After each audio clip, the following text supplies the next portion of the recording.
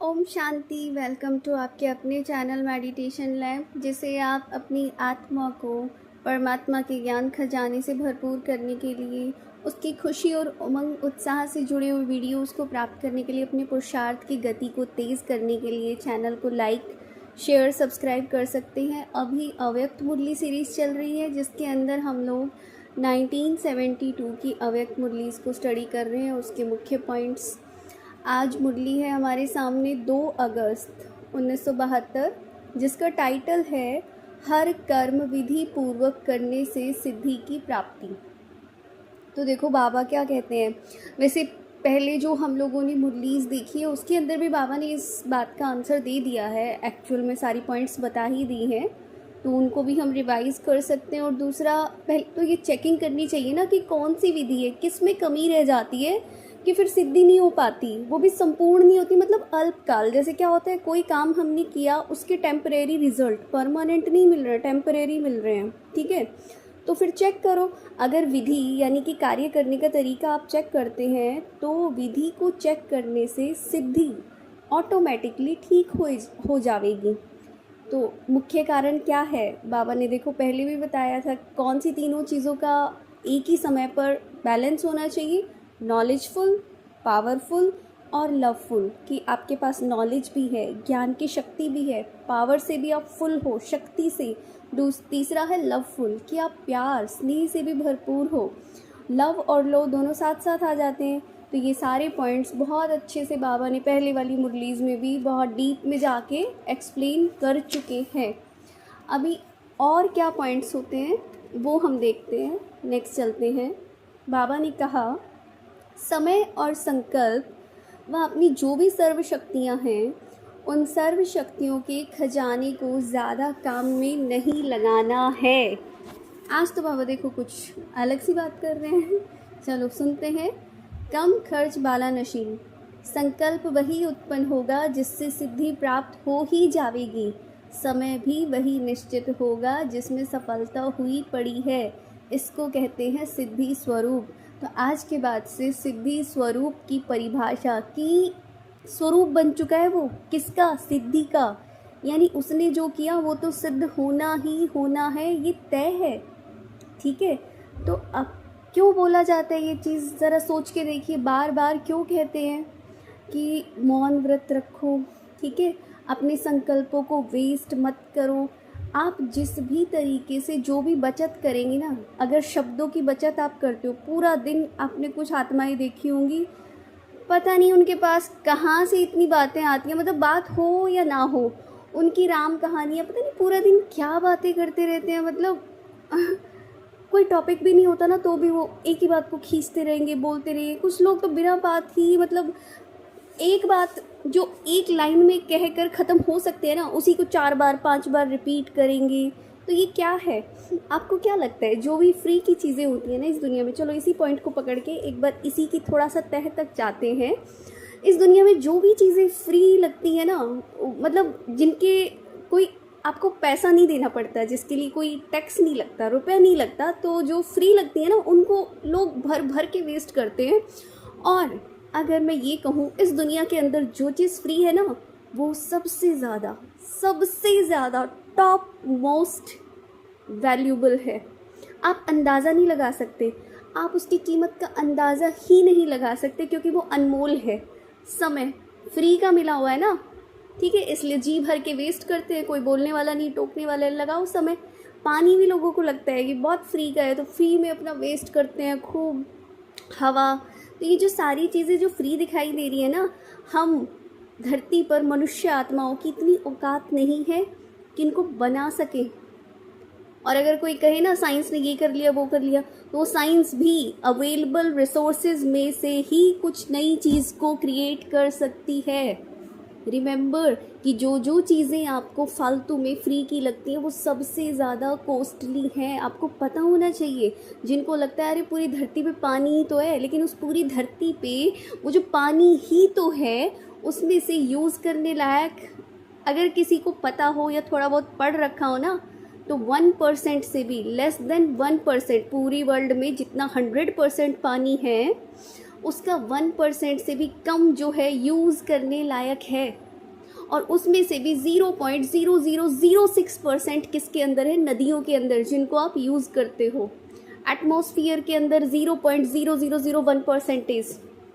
ठीक है, तो इस बात से अंदाज़ा लगा लो आपके पास पानी कितना है। और इसमें से भी 1% ग्लेशियर्स जो कि पिघल रहे हैं धीरे धीरे, और पिघल के भी आपके घरों की ना टैप में नहीं आ रहे, घरों की जो हमारी क्या कहते हैं लगी हुई है, पानी की टोंटियाँ लगी हैं, उसके अंदर नहीं आ रहे हैं, वो पिघल के समुद्र में जा रहे हैं। समुद्र में जा रहे हैं मतलब खारा, आप टेस्ट तक नहीं कर सकते, इतना खारा होता है समुद्र का पानी जिसको आप यूज़ तक नहीं कर सकते। और कुछ लोगों का कुछ ज़्यादा ही दिमाग चल रहा हो, वो ये बोलेंगे साइंस ने इतनी तरक्की कर ली है तो क्या पानी को प्योरीफाई करने का कर सकते हैं, बिल्कुल कर सकते हैं, लेकिन उसकी कॉस्ट अगर आपको 500 रुपये लीटर पड़ रही है तो भाई आप ये देख लीजिए, उस पानी को आप सूंघेंगे, नहाएंगे, खाएंगे, पिएंगे, क्या करेंगे।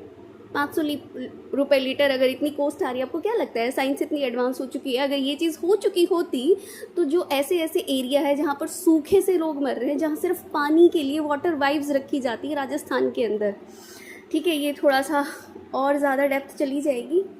अभी देखिए तो क्या है, जो जो चीज़ें आपको लगती है, समय, संकल्प, आपको पता भी है आज के टाइम में ये जो कलयुग के अंदर मनुष्य आत्माएं हैं, इनके संकल्पों को सिद्धि नहीं है। क्यों नहीं है? भर भर के सोच रहे हैं, जितना मतलब 60,000 से 80,000 के बीच का डाटा है जो रिकॉर्ड है रिसर्च में, कि एक ह्यूमन माइंड, एक आम आदमी का दिमाग इतना सोचता है, इतने हज़ार थॉट। तो इतने सारे थॉट, आपको क्या लगता है कहीं पर भी वो फोकस्ड हैं? और जो चीज़ें फोकस्ड नहीं होती हैं उनका कोई रिजल्ट नहीं होता है।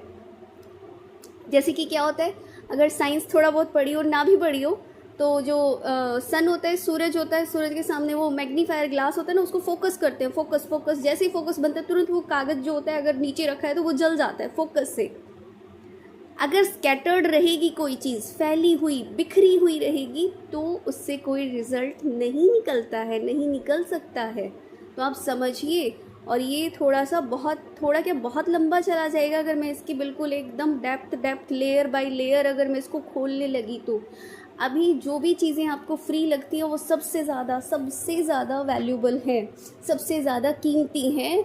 हम में से कोई चाह कर भी आप वक्त को नहीं खरीद सकते, चाहे आपके पास करोड़ों हैं, अरबों। ये बड़ी ना किताबी बातें लगती हैं ना, थोड़ी बड़ी बड़ी मोटिवेशनल बातें, हाँ सुनने की, कहने कहलाने की सिर्फ नहीं है, इसका एक्चुअल में हमें पता नहीं है। तो बाबा क्या कहते हैं, कम खर्च बाला नशीन, कम खर्च करो समय को, संकल्प को, हर चीज़ को, श्वासों को भी कम खर्च करना। ये थोड़ा डिफरेंट हो जाएगा, कर सकते हैं।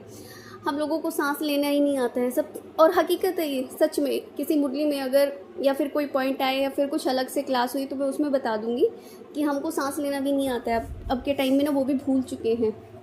हमारी सांसें बहुत गहरी होनी चाहिए। हम लोग उथली हुई सांसें लेते हैं, बस ऊपर से फटाफट सांसें आए जा रही हैं।